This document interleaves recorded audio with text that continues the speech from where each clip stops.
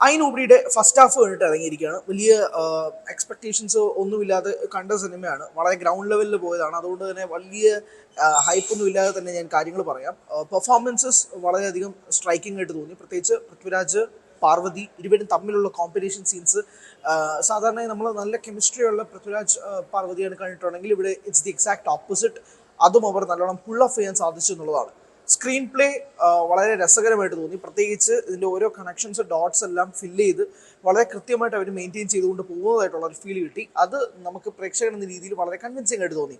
First ഹാഫിൻ്റെ ഇടയിൽ പല പോർഷൻസിലും വളരെ മൊണ്ടാഷ് പോലെ കാണിക്കുന്ന പല പല സീക്വൻസസ് ഉണ്ട്. അവിടെ ജേക്സിൻ്റെ വർക്ക് എടുത്തു പറയണം. ഇൻ്റർവെല്ലിൽ യൂസ് ചെയ്ത പാട്ടും സോങ്ങും വാസ് അബ്സല്യൂട്ട്ലി നൈസ്. അത് എത്തിച്ചേക്കുന്ന രീതി, ആ ഇൻ്റർവെല്ലിലേക്ക് കൊടുത്തിരിക്കുന്ന ഹൈ മൊമെൻറ്റം എന്നുള്ളൊരു പരിപാടിയുണ്ട്.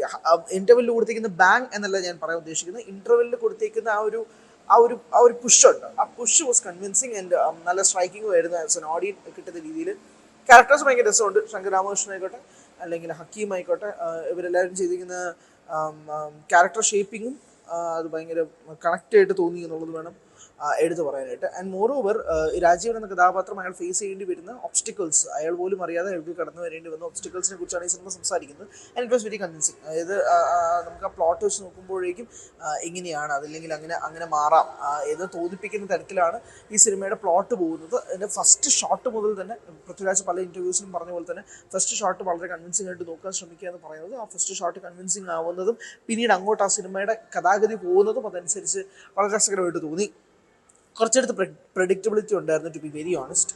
അതായത് ഇൻ്റർവെൽ ഇമ്പാക്റ്റ് കൊണ്ടുവരാൻ വന്ന സീൻ ചിലർക്ക് പ്രെഡിക്റ്റ് ചെയ്യാൻ പറ്റുന്ന സീനാണ്. പക്ഷേ അത് എടുത്തേക്കുന്ന രീതിയാണ് അതിനെ കമൻറ്റബിൾ ആക്കുന്നത്. നിസാം ബഷീറിൻ്റെ ഡയറക്ഷൻ എടുത്തു പറയേണ്ടതാണ്. എസ്പെഷ്യലി അദ്ദേഹത്തിൻ്റെ ഫിൽമോഗ്രഫിയിൽ നിന്നും മാറി ഒരുപക്ഷെ റോഷാക്കൊക്കെ കണ്ട നിസാം ബഷീർ പോലെയല്ല, ഇവിടെ വേറെ ലെവൽ ട്രീറ്റ്മെൻ്റ് ആണ് നിസാം യൂസ് ചെയ്തേക്കുന്നത്. സോ ആ ട്രീറ്റ്മെൻറ്റ് ഡിഫറൻസ് ഭയങ്കര രസമായിട്ടും തോന്നി. അങ്ങനെ ഒരു പക്ഷേ രസകരമായിട്ട് പ്രേക്ഷകരും കണക്റ്റ് ആവുന്ന രീതിയിൽ ഈ സിനിമയുടെ ഫസ്റ്റ് ഹാഫ് ഒരുക്കിയിട്ടുണ്ട്. ആൻഡ് സസ്പെൻസ് എലമെൻസ് അവർ മെയിൻറ്റെയിൻ ചെയ്തിട്ടുണ്ട്. അതായത് സെക്കൻഡ് ഹാഫിലേക്ക് ഇനി എന്താണ്, വാട്ട് ഇസ് നെക്സ്റ്റ് എന്ന് നമുക്ക് തോന്നുന്ന തരത്തിൽ, അല്ലെങ്കിൽ നമുക്കൊന്ന് ഒരു ഹുക്കിംഗ് പോയിന്റ് തരുന്ന രീതിയിൽ, ഓക്കെ ഇനി എങ്ങനെയായിരിക്കും ഈ കഥ പോവുക എന്ന് ചിന്തിപ്പിക്കുന്ന തരത്തിൽ ഒരു തോട്ട് ഉണ്ടാക്കുന്ന രീതിയിലേക്കാണ് സെക്കൻഡ് ഹാഫിന് അവരൊരു പാത്ത് പേവ് ചെയ്തേക്കുന്നത്. എടുത്തു പറയേണ്ടത് ജേക്സ് ബിജോയുടെ മ്യൂസിക് ആയിട്ട് തന്നെ തോന്നി. ബിക്കോസ് പുള്ളി അത് ഭയങ്കര രസമായിട്ട് ചെയ്തിട്ടുണ്ട്. ആൻഡ് എഡിറ്റർ എനിക്ക് തോന്നുന്നു ഫസ്റ്റ് ടൈമാണ്. പുള്ളി സ്പോട്ട് എഡിറ്ററായിരുന്നു, അവിടുന്ന് പുള്ളി മെയിൻ എഡിറ്ററാക്കിയിട്ട് ഈ സിനിമയിൽ മാറ്റിയതാണ്. റമീസ് MB എന്നാണ് പേര്. He deserves a huge applause. I love the editing pattern of this film. നല്ല വൃത്തിക്ക് എഡിറ്റ് ചെയ്തിട്ടുണ്ടെന്ന് മാത്രമല്ല, ഇതിലൊരു പാറ്റേൺ ഉണ്ട്. നമുക്ക് ആ പാറ്റേൺ ത്രൂ ഔട്ട് ഈ പടത്തിന് മെയിൻറ്റെയിൻ ചെയ്തിട്ടുണ്ട്. നമ്മൾ ഈ കളർ പാലറ്റോ അല്ലെങ്കിൽ നമ്മൾ ഈ സ്ക്രീനിൽ കാണുന്നത് എങ്ങനെയാണോ ഒരു സാധനം മെയിൻറ്റെയിൻ ചെയ്തത്, അതുപോലെ ആ എഡിറ്റ് പാറ്റേൺ മെയിൻറ്റെയിൻ ചെയ്ത് പുള്ളി പോയിട്ടുണ്ട്. ആൻഡ് ദിസ് ഡെബ്യൂട്ടൻറ്റ് എന്താ പറയുക, ഭാവി മലയാള സിനിമയിലേക്ക് വേണ്ടിയിട്ടൊരു വാഗ്ദാനമാണെന്ന് വിളിക്കാൻ കഴിയുന്ന ഒരു വ്യക്തിയാണ് റമീസ്. ആൻഡ് ഛായാഗ്രഹണം ദിനേശ് പുരുഷോത്തമനാണ്. Cinematography was top notch.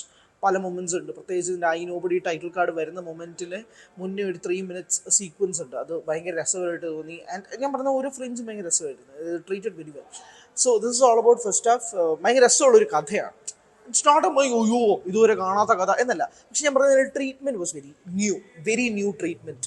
Story നമ്മളൊരു പക്ഷേ കേട്ടിട്ടുണ്ടാവാം, അല്ലെങ്കിൽ ഇതുപോലെ സംഭവിച്ചിട്ടുണ്ടാവുന്നതായിരിക്കാം. കേട്ടിട്ടുണ്ടാകുന്ന നമ്മൾ ഇതുപോലെ കണ്ടിട്ടുണ്ടെന്നല്ല, ഇതിൻ്റെ ഷെയ്ഡ്സ് പലതും കണ്ടിട്ടുണ്ടാകും. പക്ഷേ ഇതിൻ്റെ treatment was completely new. And ഇതിൻ്റെ direction team, cinematography team, everyone deserves a huge applause. Second ഹാഫിന് വെയിറ്റ് ചെയ്യണം. സെക്കൻഡ് ഹാഫ് കണ്ടിട്ട് ബാക്കി പറയാം.